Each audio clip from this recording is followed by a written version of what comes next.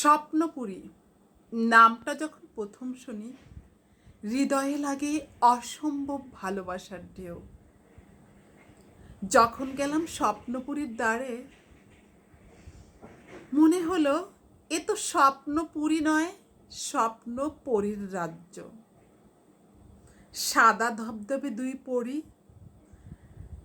ঠিক সেই মুহূর্তে রূপার কাঠি হাতে এসে দাঁড়ালো ফটকের ঠিক পাশে। সাদর অভ্যর্থনায় বরণ করলো আমাদের। পরীর দেশে গিয়ে আমি ভাবছি, শুধুই ভাবছি, না জানি এদেশে আছে আরো কত মনোহরণকারী সৌন্দর্য। রাস্তাগুলো সব শোভাবর্ধনকারী বৃক্ষে সাজানো সবুজ অরণ্য। মন ছুঁয়ে যায় ফুলের বাহার সর্বত্র। বাঘের পেটে, সাপের পেটে নতুন নতুন রাজ্য। পাথরের গায়ে ঝর্ণার পানি পড়ছে অবিরত। প্রকৃতির সব অপার মহিমা লীলাভূমি স্বপ্নপুরীর রাজ্য। যেখানে যাচ্ছি সেখানে এক একটা আলাদা আলাদা রাজ্যের আলাদা আলাদা সৌন্দর্য।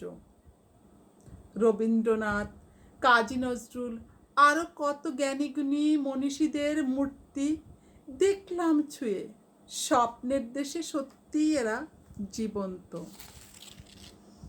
শেষ বিকেলে ঠিক যখন আসলাম পুকুরটার ধারে, মনটা চাইলো একটু বসি আর একটু ঘুরি ডিঙ্গি নৌকায় চড়ে।